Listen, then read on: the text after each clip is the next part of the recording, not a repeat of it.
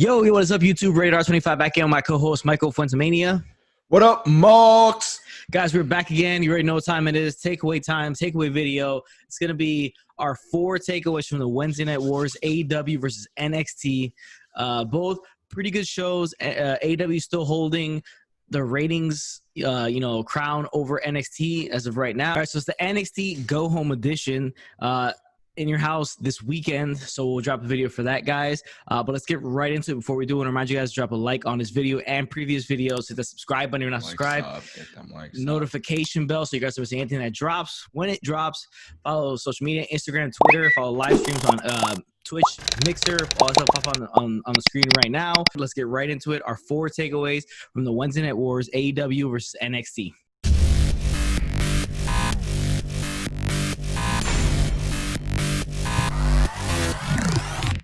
So AEW started off with a tag team title match.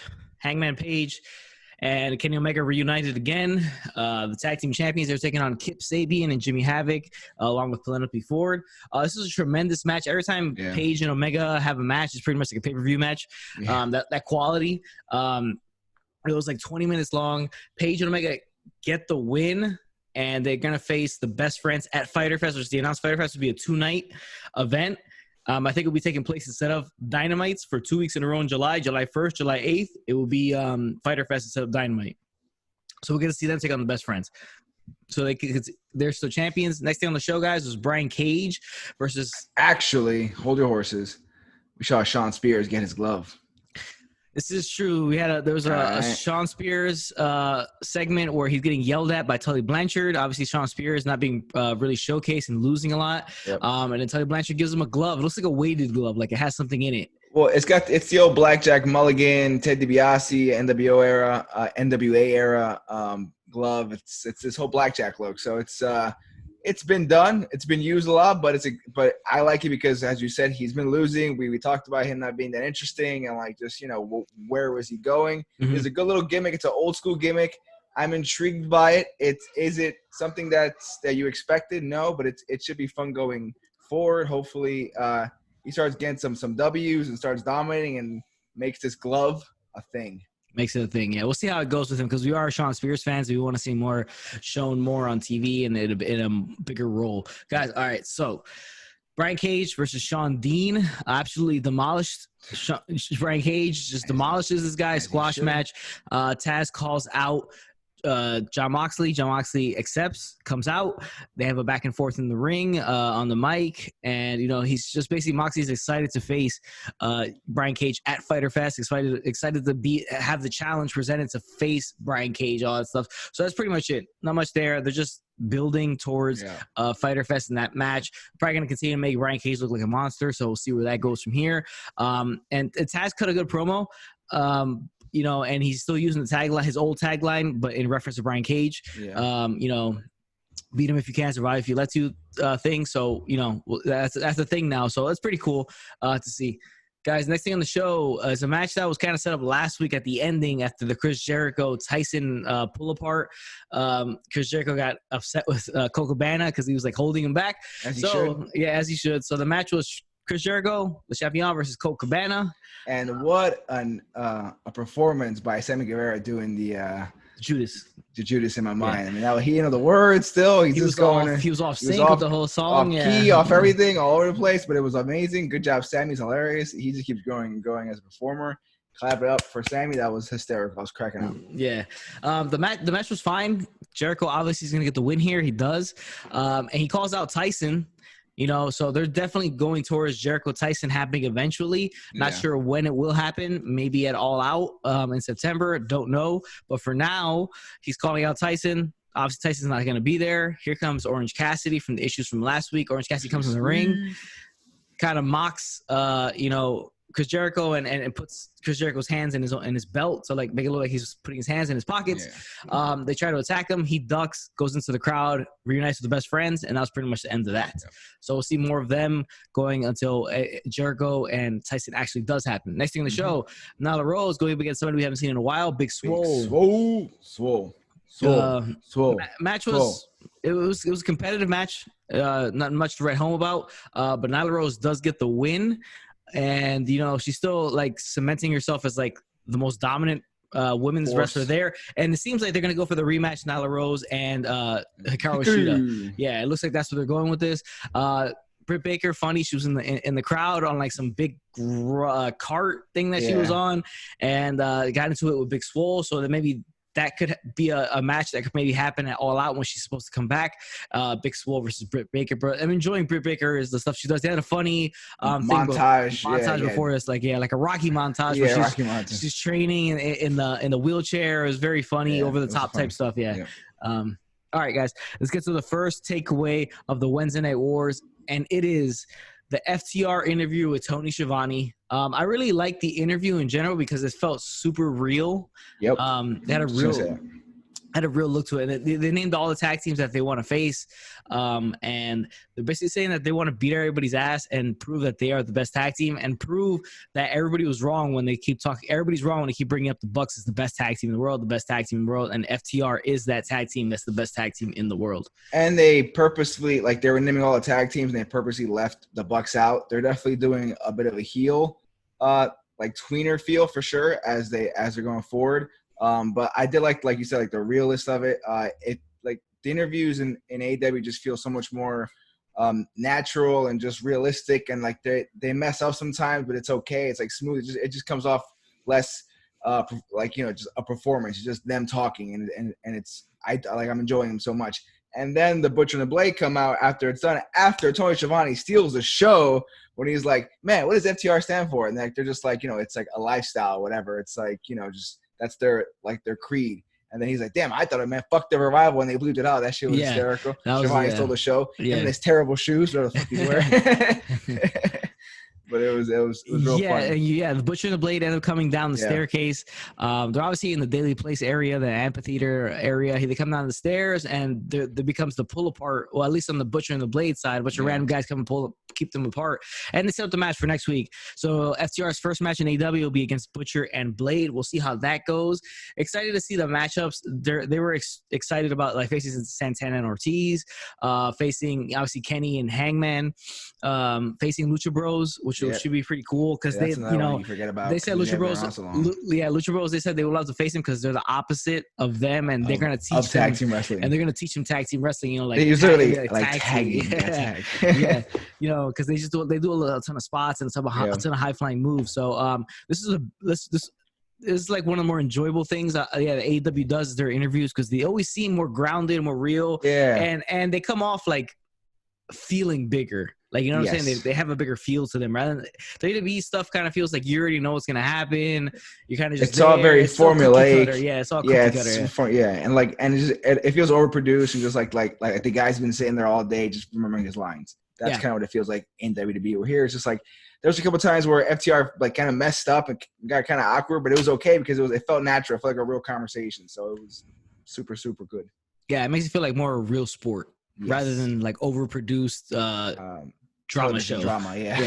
Yeah. So all right, guys. So after that, we're going to take away number 2. It's right back to back, and it is the main event of. Before you get there, I'm sorry to interrupt you again, Mr. Host, but Colt Cabana had a little meeting with Brody Lee. It's the first time we see Brody Lee.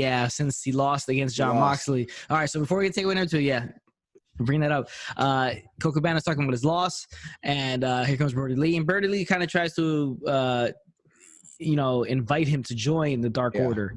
And it'd be kind of interesting to see what happens with that. I mean, I don't know. I don't see Brody Lee dropping from Jon Moxley the title picture of feuding Colt Cabana. No. I think he's building the Dark Order instead of like a bunch of guys with random numbers and masks that you know who they are. He's picking up some guys, and I think it's going to be just, you know, here and there picking guys that don't have much to do on the roster, just kind of, you know, Colt's a name. Colt's the first ever podcast. Kind of the reason why we can do this right now, talk wrestling.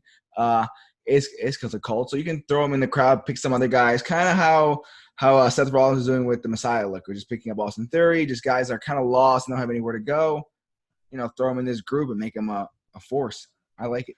Yeah, we'll see where it goes. Let's see what Colt Cabana does with this. He said he wasn't going to do it, but, you know, it's kind of odd that, you know. He did drink the water. He did drink the water that they gave him, All right, so, let's get to takeaway number 2, and it's the main event. Jungle Boy Jack Perry versus Cody for the TNT Championship. TNT Championship, the first time it's defended.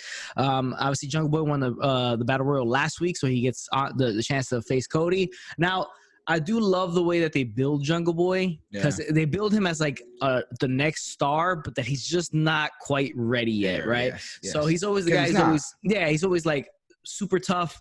Never quits. Is always fighting back, and he just can't seem to pull it out. Like he's just not ready. I really like that build because it makes sense because it's true. He's super young. He's not ready to be at that level yet, but he can still put on great performances. Now, Cody, there was a spot where Cody tries to run at Jungle Boy when he's up against like a wall, and then Jungle Boy moves and Cody crashes in. Now they do the interesting TV cut where they cut Jungle Boy and MJF back like trash talk. Having a beef right there. Having a beef right there. Wow, we all know as soon as it turns back, Cody's bleeding. So Cody cut himself while that whole camera switch was happening. Fine. I don't think this needed blood. Nope. I kind of think the Archer match needed blood. Yes, they did here. I think they should have done in the Archer match, right? When they won the title. This was a match of two baby faces just going out. Like the old line, not the old line, but like the in this prime line versus a guy that's up and coming. And that's it just told that story, and both guys just did a hell of a job of telling that story, and that kind of added to it, but it didn't really help the match, if that makes any sense. Yeah. I just felt like both guys, it was a good way to keep Cody as the fighting champion, as the guy that can give this belt prestige. But you had this young guy that was getting over as the match went along, and you're kind of, he already laid the groundwork with the MJF match, and then going into this, you just felt like, hey, this guy's a real player. He's somebody that was in a little group here, and he's the rising star of it. And like you said, he's not ready yet, and they're building it that way, and he's not ready. He's in his early 20s. Most guys don't peak until they're in their 30s. So no, I mean, I love the story we're telling with Jack, and just keep it going slowly and steady. And like I said a couple weeks ago, this kid will be a star in 2 or 3 years from now, no doubt. Yeah, so that's the way they built it. Cody gets the win by hitting the crossroads, and it was a big show of respect afterwards with with the Jurassic Express coming out, and also Dustin, the Maverick family. Yeah, Dustin and Brandy coming out. So it's a big show of respect. Obviously, it's not a passing of the torch moment, but that moment will happen in the near future because you can see. They all see Jungle Boy as like one of their bigger stars for the future, along with MJF, guys like that. But yeah, the blood didn't help the match. Like I said, they should have used this for Archer when it was Cody and Archer. Would have made more sense. This really didn't need it, but I did like the fight, the match, the way it was played out, because it was just showing Jungle Boy is like he's not quite ready yet, but he's always gonna fight, and he's always gonna have a lot of fire and stuff like that. So kudos to AEW for building Jungle Boy the way they have. We're gonna see, I think next week, we'll see Cody versus one of the members of Private Party, I think it is. For the TNT Championship, so we get to see that. Also, quick little side notes: we got to see Lance Archer. He was beating up some random masked guy in like a random abandoned lot by the highway, like a massive destruction, like a tornado. I guess the Hulk came through Lance Archer and just destroyed everything. But why is the guy with a random luchador mask there? Don't know. It is what it is, but you see him, we'll see what to do with Archer from here on out. Matt Hardy getting friendly with the Private Party. This was Team Extreme. Matt Hardy is getting friendly with them, tell them that if they need anything, any advice, because he sees like them as like the Hardy Boys of AEW, which is fine. We'll see where that goes. I guess Matt Hardy will have something else to do now since the whole Elite Inner Circle thing has come to an end. Yep. But guys, that is AEW. Let's get right into NXT. NXT is the go-home show for TakeOver this weekend. TakeOver in your house, which we're super excited to see. We're also going to give you predictions for TakeOver after we go over and give you our takeaways for this episode of NXT, guys. So NXT started off Candice LeRae versus Mia Yim. This match has been, kind of stewing for a while. So so it finally happened. Not much happened here. It ended up being a count. They brawled. Both women brawled. It ended up being a count out, and then a bunch of other women jumped in. Yeah, so we had the women's division came out just to show their face. It was Dakota Kai, Raquel Gonzalez, Tegan Knox, our girl Shotzi Blackheart. They came out. They were beefing, fighting with each other, brawling heels against baby faces. So we obviously know later on that night they set up this match for TakeOver. It's going to be a 6-woman tag. It will be Candice LeRae, Raquel Gonzalez, Dakota Kai versus Tegan Knox, Shotzi Blackheart, and Mia Yim. So we'll see that. But this brawl happens. Here comes Johnny Gargano to help. Then here comes Keith Lee to break that up, and then they do an impromptu, mixed tag match that doesn't last long. Well, it was the old Raw thing, like, oh, this is a match now. But unlike Raw or SmackDown, William Regal, through the voice announcer lady, through the ring announcer, the ring announcer literally said, "Hey, this is now scheduled a match," which I'm okay with. I don't love it, but I'm okay with that. I don't like when it goes to a commercial break and all of a sudden you're in the middle of a match. All of a sudden, like, oh, this match was made during the commercial break. That's come on, it's cheap. This was cheap, but not as cheap. Yeah. So they do the mixed tag. Yim and LeRae and Gargano wins and win this match. You got Gargano versus Keith Lee for the North American title at TakeOver, and you also have the 6-woman tag. So that's pretty much it. Not a huge segment, but it was what it was. Yeah. Next thing in the show, Isaiah Swerve Scott versus Tony Nese. Fine little match. Isaiah gets the win. Isaiah Swerve gets the win, even with distraction from Jack Gallagher, who seems to be the beef with Isaiah Scott. Next thing on the show, guys, and it's going to be takeaway number 3 of the Wednesday Night Wars, and it's mainly because we had a return of an interesting tag team. So the match is supposed to be the Undisputed Era versus Oney Lorcan and Danny Burch versus a mystery team to see who becomes the number 1 contender to face Imperium for the tag team titles, I believe, at TakeOver. And that mystery tag team ends up being the returning Breezango in space. Breezango in space. Obviously, the space launch happened last week, so they're playing off of that. They came out in space suits. Very, very entertaining entrance. I'm a big fan of Breezango. They're really underrated, especially Tyler Breeze. Yeah. And I feel like they don't get their just due, especially when they were the fashion police on SmackDown. Yeah. I enjoyed them. I felt like they should have been doing more with like giving tickets to people that were dressed poorly and more funny stuff they could have done with that, but they just really didn't push it too much. Yeah, they were just a comedy gimmick on SmackDown, they were funny, but like they could also go in the ring. I mean, don't get it twisted. So I do like that. Back in other tag team. Now, can they? This whole Breezango in space thing was funny. They came in hilarious. Their entrance was hysterical. Yep. Even the part where like Fandango shaking his ass on the apron, and then Tyler Breeze just like. Yeah, like that shit was hysterical. You had in the ring, Fandango's kind of like air humping a little bit. And then Tyler Breeze is laying down, but kind of like just pointing back at his crotch. Like that. Funny stuff. I love that stupid shit, and that was hilarious to me. And I was hoping when they came, I was like, please win this match because I don't really care for the other guys. I mean, Fish and Strong are just I don't know. They're Fish and Strong. They're Undisputed Era, but let's face it. And then Burch and Oney Lorcan. They're okay. They're fun. They're just a Rock'em Sock'em tag team. But I was really happy with Breezango coming in and getting the win because those guys are entertaining. They're fun and they deserve a shot. They've been around forever. They deserve a shot. Well, they come right back into the picture and immediately they win this match. They get a title shot. Now, Imperium would come out and kind of do a face to face with them from the ramp. But then we'd also get that the tag team that's run by Malcolm Bivens. In the Sure, they came out and, they did a face-to-face. So they're implementing themselves in the tag team picture again, which they did when we hadn't seen them since after that. And now they came back and they're being thrown in there.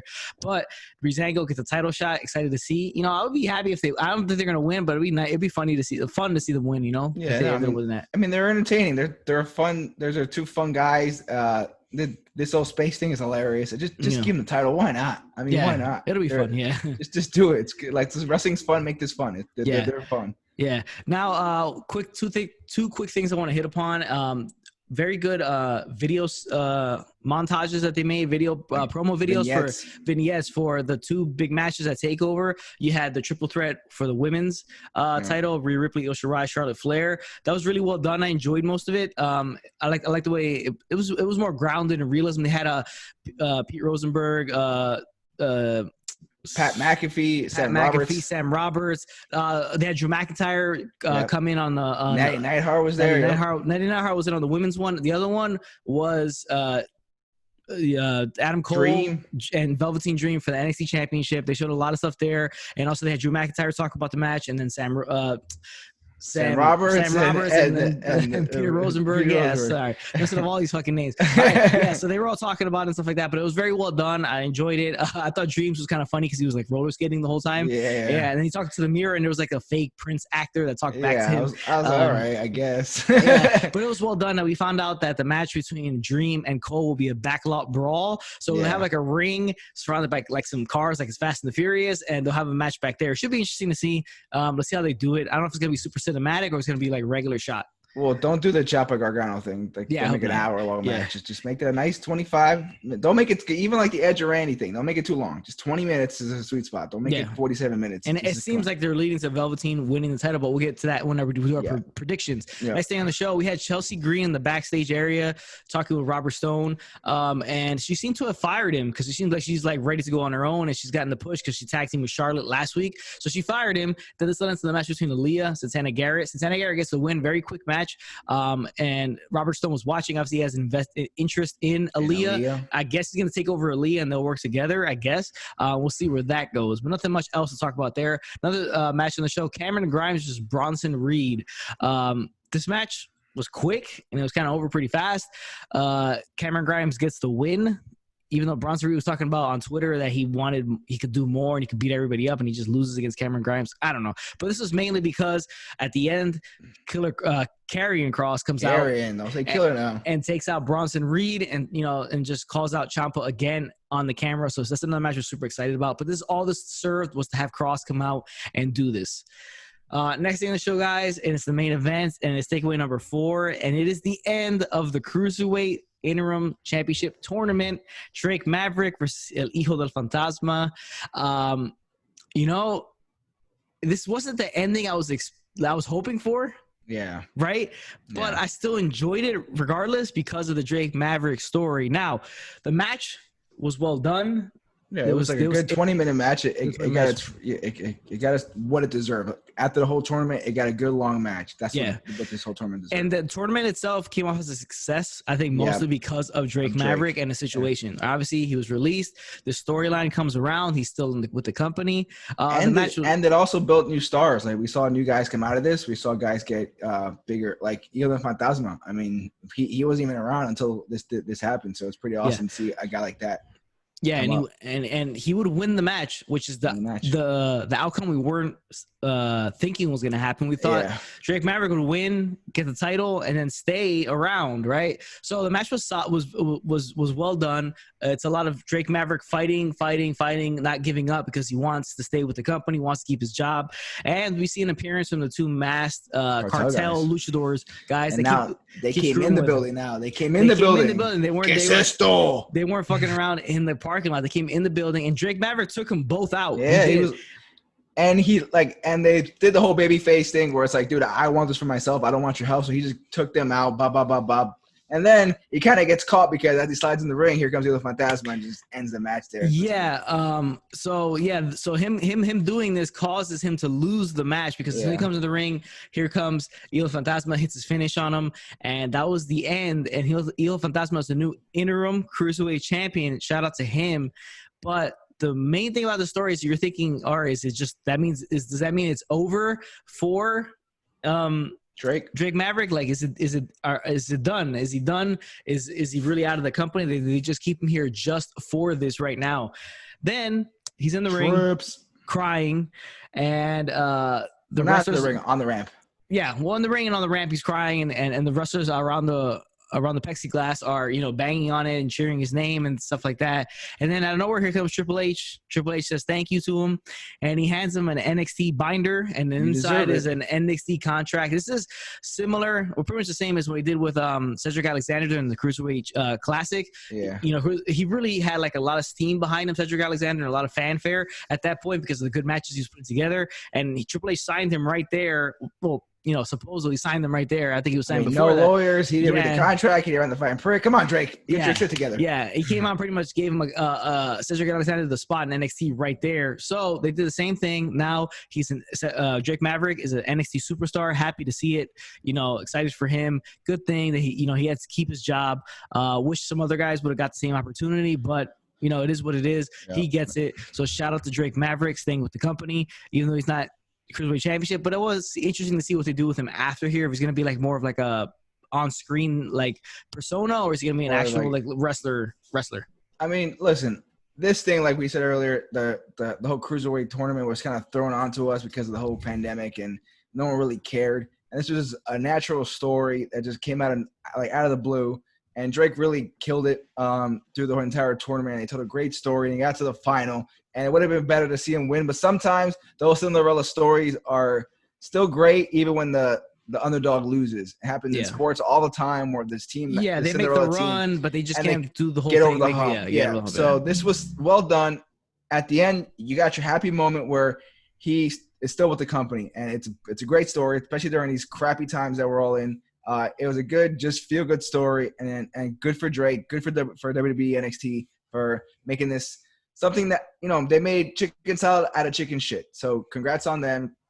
Great job, Drake. Hopefully he gets a nice little, maybe he was a manager for all that time. Maybe he gets a nice little run as an in-ring guy. So good for him. Yeah, good for WWE. Hopefully do something smart with him. Hopefully do some good with him. Guys, let's get into our predictions for Takeover in your house. That will be taking place actually Sunday. I'm sorry, I said Saturday. We're taking place Sunday, June 7th. We'll drop our recap video for that Sunday night. So stay tuned for that. All right, let's start with the predictions for NXT Takeover in your house. First match, the 6-woman tag, talked about before, Mia Yim, Tegan Nox, Shotzi Blackheart versus Candice LeRae, Dakota Kai, and Raquel Gonzalez. Now, before we make a prediction, I kind of really hope Shotzi Blackheart runs over like part of the stage with the tank. I don't think it will happen, but I'm hoping they have the house set that they had for the old in your houses. The old school stuff. And I kind of hope she runs the tank into one of them. Let's see what happens. But the match itself, I do think that the heels will win this match. I think so. The heel team is gonna win the match. It just makes more sense. All those girls are kind of hotter going in anyway, so just like make them win. And I don't know where this goes from here. We'll see where this all goes. But definitely the heels. I go with the heels. I agree with you. I think the heels are gonna win this match. So next thing on the card, Finn Balor versus Damian Priest. I don't think there's any doubt that Finn Balor will win this match because I think they want to keep him strong going to whenever he gets to face Walter. I agree with you.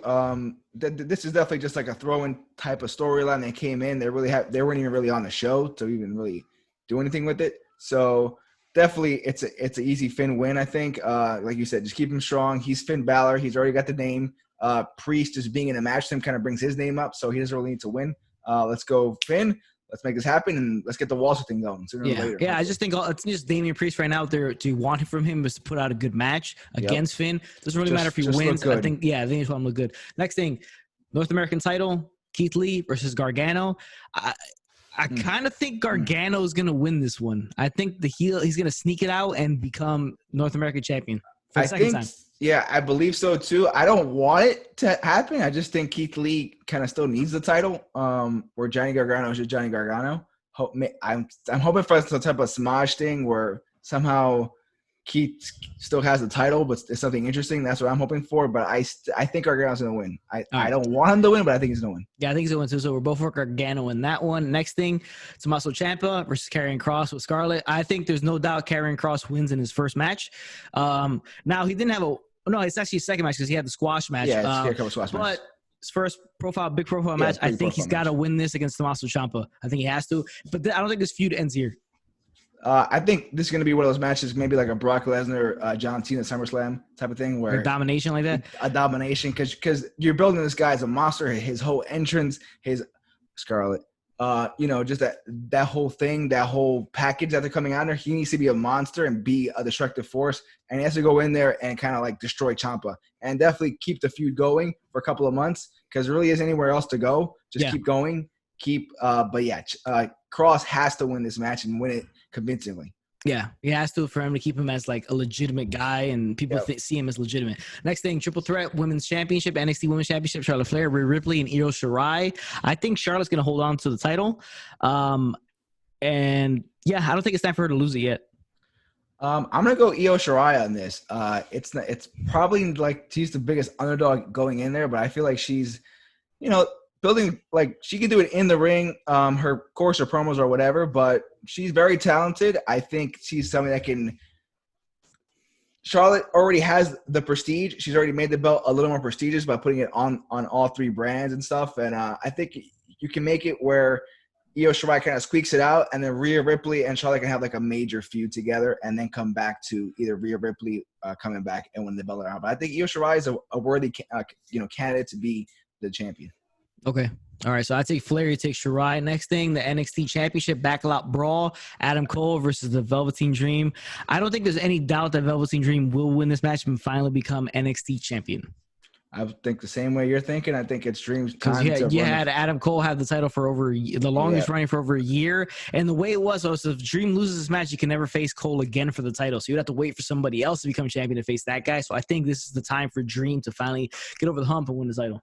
And I think it's 100% Dream's time. He's been the most charismatic, just one of the best wrestlers for the last year. So I think it's definitely time for him to just take the belt and have Adam Cole either move on somewhere or just do something else, because it's Dream's time, and it'd be a shame if he doesn't win. Let's go Dream. Now, he probably would have been champion already if he hadn't gotten injured, but so he got injured, wasn't not champion. So hopefully he does win. I think we're in agreement that he will win it. Yeah, it's Dream's time. So let's be serious. But we're excited for NXT In Your House. Can't wait to watch that. Watch out for the recap video of that. We got the SmackDown takeaway video coming Friday or Saturday morning. Stay tuned for that, guys. But thank you for watching. Appreciate you guys watching. Remember, if it doesn't work for you, don't have to do the job. Later, Marks.